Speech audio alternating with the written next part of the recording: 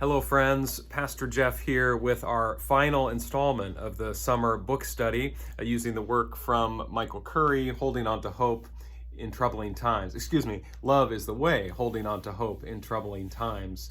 It's been a good summer to engage in this book read with you. I have to say, I hope we don't do this again, at least not on a regular basis. I much prefer to do so in person and to be able to converse truly back and forth rather than me just talking at you once a week. But I do hope it's been beneficial for you, as it has been for me. Certainly the discipline of reading a chapter a week and reflecting on its insights and how to apply it to our lives of faith has been a boon to my own soul, and I hope it has been a boon for yours as well. You've certainly been in my hearts and my prayers, and you have my love. I found this chapter, I don't know about you, it's chapter 12, the final chapter of the book, entitled Hope, Help, and Healing. Some nice preacherly alliteration there. I found the chapter to be short and a little short maybe on additional insight, but that's not a knock on it, simply to say it's more attempting to recapitulate, I think, the main themes of the book, and in fact, to help us come full circle. In the chapter, Bishop Curry really hones in on the place of mountaintops and how they are often a place of transformation, a place of revelation, a place of healing.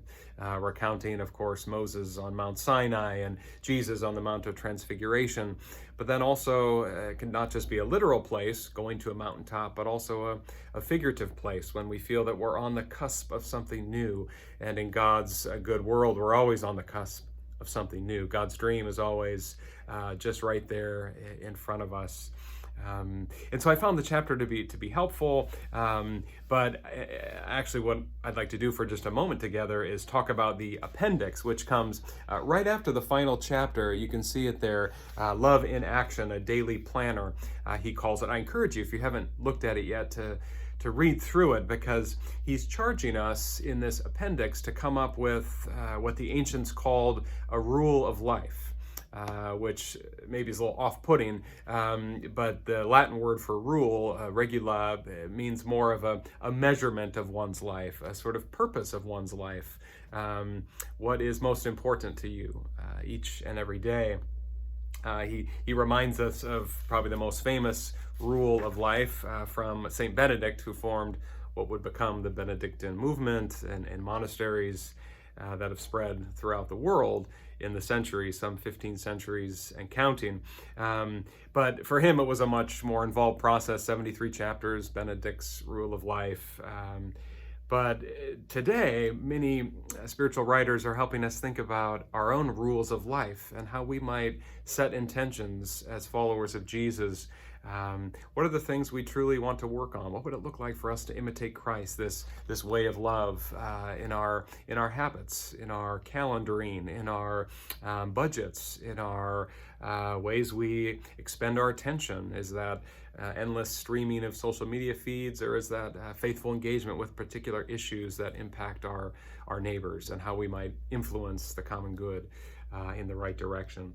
So anyway, he gives a bit of an overview, a really helpful overview. I've done some reading on rule of life over the years, and I've created a couple of them, most recently 4 or 5 years ago at a pastor's conference for sort of holistic wellness.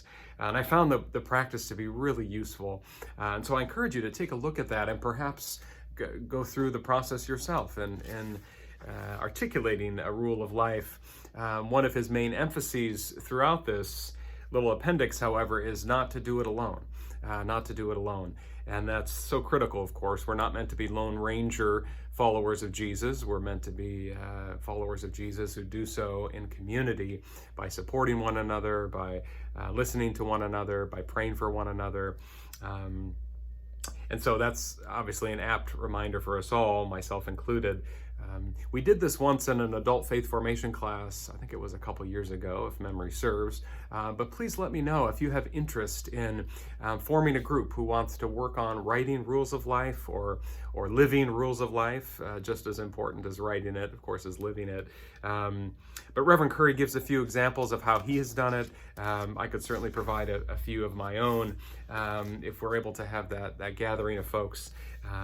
But I would consider it, friends, in the midst of this pandemic that appears to be endless, at least at the moment, with the surging Delta variant, and in the midst of such shocking and disconcerting news that continues to come our way from the dear people and country of Afghanistan, the dear people and country of Haiti, and we could just go on, right?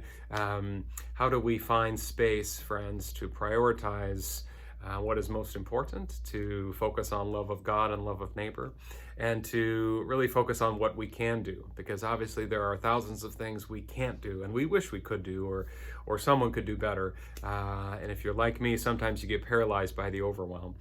But that doesn't, of course, serve anyone to be in that space, but rather to figure out and discern by God's grace sort of how can I influence the people right in front of me, the places I inhabit, with God's light and God's life and God's love. So that's my invitation to you, friends. Consider this appendix, the rule of life, and consider whether you want to join us in gathering a few of us together to work on something like it this fall. But most of all, friends, the title of this book really says it all. Love is the way, holding on to hope in troubling times. The troubling times haven't ended and won't end until God is someday all in all. But do know, friends, that I'm grateful to be on the journey with you, and I'm grateful for the chance to have studied this book together this summer, even in this somewhat impersonal format. Thank you for sticking with it, and I would love, as always, to hear your thoughts, your questions, your insights, whether you thought this was helpful, unhelpful, how we could do it better next time. Friends, may grace and peace be with you, and know that you have my love and prayers always.